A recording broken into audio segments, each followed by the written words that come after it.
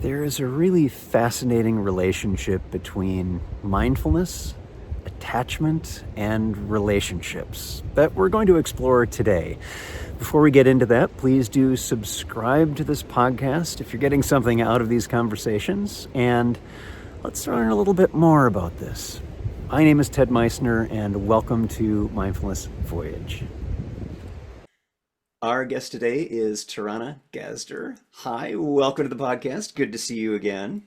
Good to see you too, Ted. Thank you so much for having me. So glad you are here. And for those who are watching or listening to this episode, I got the wonderful experience of seeing Taranah speak about some of her research at the recent International Conference on Mindfulness and knew right away, I made a note in my book, must speak to Taranah about having her on the podcast. So thank you so much for being here. I am glad we're having this conversation finally. That's so lovely. I'm so glad as well. That was really lovely when you came over and invited me to be on. That was really exciting for me. Good, I'm so glad. So let's talk a little bit. You were a PhD student in psychology at the University of Edinburgh, and I'm wondering what got you interested in that field of study at all, let alone in mindfulness. Tell us a little bit about that. Yeah, so that goes way back. So I decided to apply to do my undergrad in psychology, over 10 years ago now. When I was in high school, I was taking a psychology class and I ended up studying psychology at university. For a long time, thought I was going to go down the clinical pathway, become a therapist. And when I was around 20, I figured out that was not the path for me, too intense. Huge respect for people who do it, but it wasn't for me. And it was about a year before that I started developing a personal mindfulness practice just for stress management. And it had nothing to do with my work at the time, but I was benefiting from it a lot myself.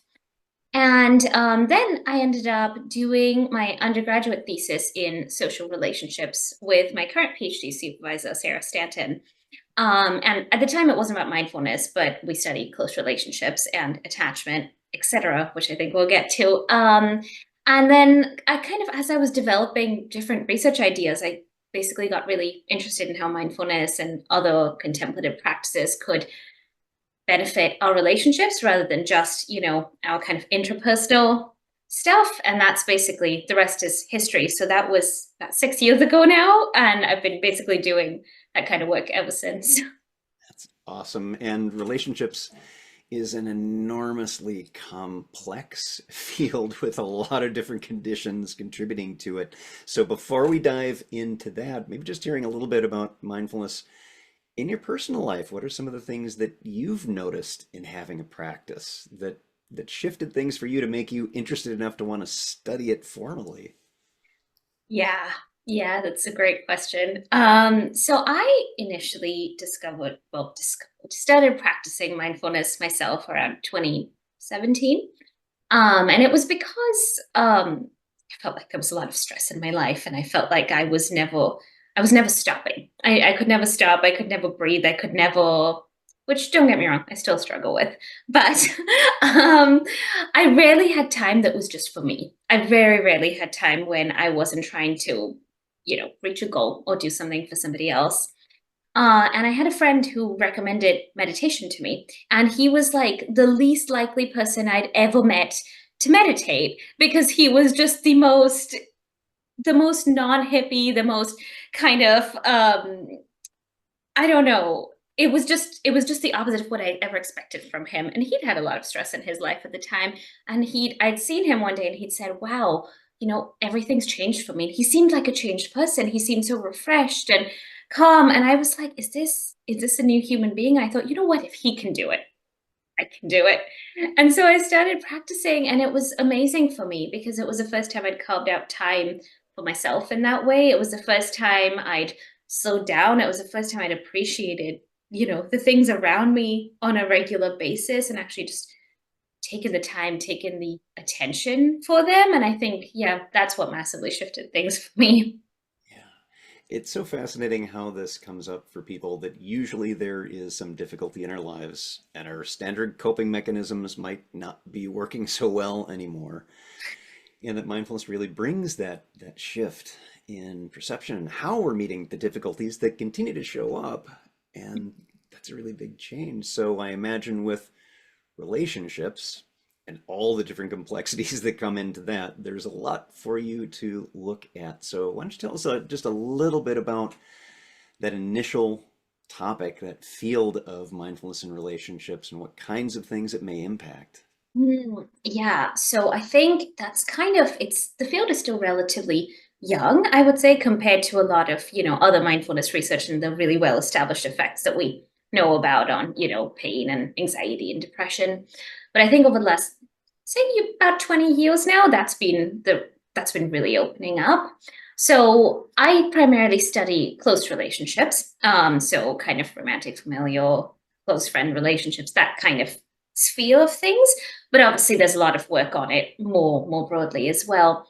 And we know that basically, if we're bringing it down to the bottom line, there's a lot of evidence that higher mindfulness, both if you're measuring it as well as if you are actually running an intervention, increases your relationship satisfaction. It increases your relationship quality. You're basically happier and more satisfied in your relationships if you're more mindful on the most basic level. What I study more specifically is I study attachment, which is the ways in which we relate to close others. And our attachment orientations are these things that are formed in childhood, depending on the care that we're receiving from our parents or our caregivers. And basically, they form beliefs. We form beliefs about close others and whether they're going to show up for us or not. And there are basically specific attachment orientations if you're what's called securely attached, which is what happens when your caregivers are showing up for you and giving you what you need, basically, which are really, really good for you. They're good for your health, for your career outcomes, your relationship outcomes, all of these really lovely things. But obviously, it doesn't always work out that way. And sometimes as children, we're not given, the care and the responsiveness that we need to thrive. And that can carry on into adulthood. And that's what I'm really interested in is looking at how mindfulness and other meditation interventions can help change those what we call attachment orientations in adulthood. Because we can't reverse time, right? You can't change what's happened in the past, but you can change what's in front of you right now. So that's the work that I mostly do and am most interested in. Yeah. And what I find interesting about what you're saying is this goes back to how mindfulness can change experiences that are not laid in stone, that we can change thanks to self-directed neuroplasticity and exercising our brains and our relationships in particular ways, that intention, that practice, that exercise can retrain us to help deal with things that we're not stuck with and can learn from and change. So let's dig a little deeper. What are some of the things that you're finding that are really interesting to you as a researcher in this area? Yeah. So a lot of the work that I've done in the past has been kind of what we call correlational, which is basically when you're looking at measures of mindfulness, because even if you've never formally practiced mindfulness, everyone has a level of mindfulness, right? Like kind of a baseline. Some people are lower, some people are higher. And obviously you can train mindfulness, as we all know. But basically what we found is that higher levels of mindfulness are associated over time with lower attachment anxiety. And what attachment anxiety is basically it generally develops when we get kind of inconsistent caregiving as children, although it can also develop later in life. And so basically it leads to a lot of kind of worries and rumination around whether close others are going to show up for us and fulfill our needs. And so a lot of people who are anxiously attached can get quite anxious about that and feel the need, to keep themselves safe, looking to basically receive reassurance and validation the people around them care about them and will show up for them. And basically to the point where that can get not very healthy because that can lead to, over rumination and over fixation on close others and whether they're going to show up in a way that's not always very healthy. And basically, what mindfulness can do, what we're seeing correlationally at least, is that it can kind of redistribute that attention a little bit more evenly around other things, increasing your personal confidence, increasing your focus on other things, and reducing that kind of hyperfixation and worry and rumination around your close relationships. And what we're kind of, and we're seeing some more, slightly more complicated effects for attachment avoidance, which is basically what happens when your needs are kind of neglected and you're not getting what you need as a child. And so the coping mechanism that you develop is to become really hyper independent and not rely on others for help and support as an adult as well. And those effects are a bit more complicated. We're quite interested in whether some more kind of compassion-based practices might be helpful for people who are more highly avoidant, but that's kind of what my work is leading into now, to see not just what things are looking like correlationally, but also what things are looking like experimentally. So if you take, groups of people and you have a group that's getting a mindfulness intervention, you have a group that's getting a loving kindness or a compassion-based intervention, how are attachment orientations shifting over time, basically. So that's kind of the next big project that we're looking at. It's this tension that is showing up for me as you describe this word attachment is a very loaded term within contemplative practices. In some other settings than what we do in a mindfulness course like MBSR or MBCT is letting go of all attachments, and attachments are essentially demonized as not being a good thing. And what I'm hearing from you is that, well, it's a little more complex than that, that there can be unhealthy, unhelpful, unskillful, to use more traditional terms, attachments, that grasping. There can be an aversion to attachments. And maybe it's somewhere in the mix of, well, healthful attachments are a thing that you can have and seek and be open to, but also have those boundaries around unhelpful ones, and maybe deepening attachments that are beneficial. And so I'm curious if this has ever come up in the research you've done so far, or if that might be something coming in the future. Yeah, so I think that's really interesting because I think the term attachment, as you say, does come up a lot in the mindfulness and contemplative world, and it comes up a lot in social relationships, and it's meant in two entirely different ways, basically, And so I think it's, as you say, in the contemplative world, attachment is seen as a bad thing. Like, let go of your attachments, etc. Everything's impermanent, everything is transient, all of, yes, exactly.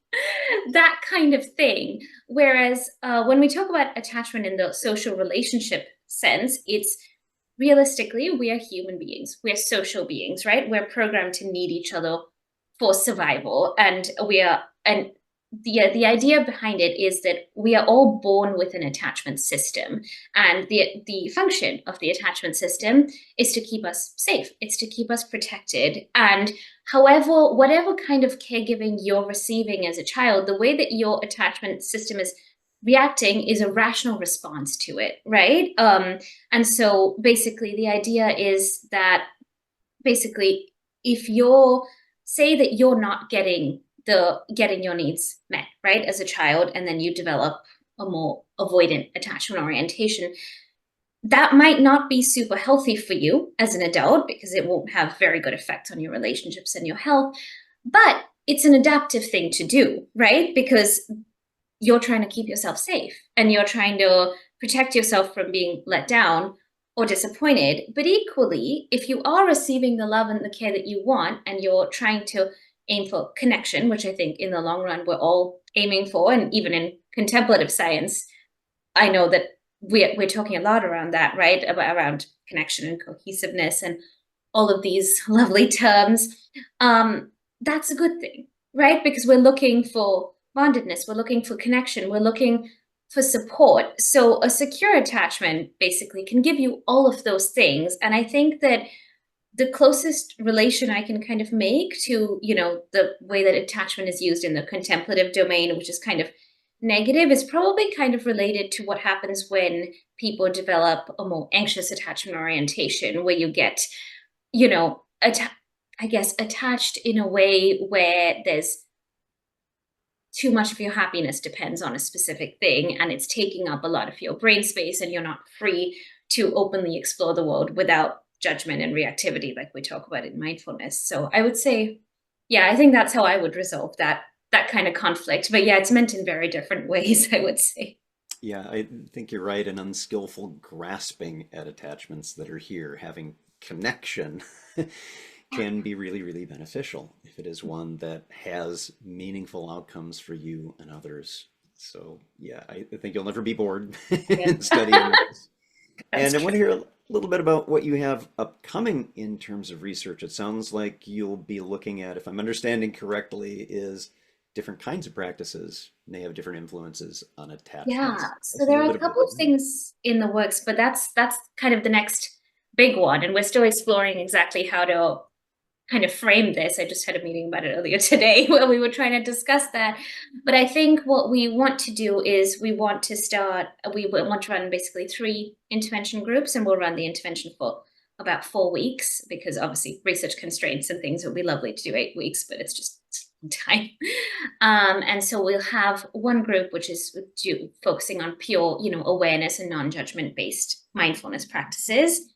We'll have a second group which we were considering having it be a love and kindness group, but I think we're now shifting towards making it more of a compassion-based practice group, again for 4 weeks. And then we'll have you look very pleased about and then we'll have a third kind of control group where people are just performing listening tasks that aren't actually targeting anything, mindfulness or compassion based. And basically, we'll be tracking their attachment orientations over time and seeing, among other things, obviously, we'll be measuring several things, but basically seeing what happens and theoretically judging by the prior evidence we have, we would assume that attachment anxiety would decline in the mindfulness group, and we'd assume that avoidance would decline in the compassion group. But we'll see, and we're going to be tracking people for around 7 months in total because attachment orientations take time to change. So that's the hope. That's the hope, yeah.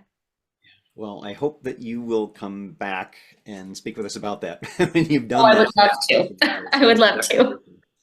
And I'm so glad to hear, and this is something that's happening more and more in research around contemplative practices, is having active control groups. So again, a good thing to have people doing some sort of task that very clearly does not include what we're thinking of as the key ingredient before a study is done. So thank you so much for that.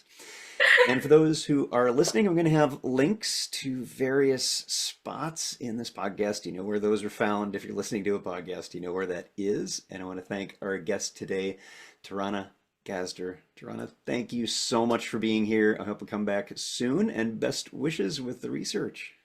I would love to. Thank you so much for having me. It was a pleasure chatting with you. I hope you got something out of today's conversation. I always do learn so much when I speak with the wonderful guests who are being so generous with their time on this podcast. If you did get something out of it, please do remember to subscribe. It makes a difference. It helps other people to find this podcast and get some benefit from it as well. Remember that every moment you have a choice. Make it the best you can, and I'll see you next time on Mindfulness Voyage.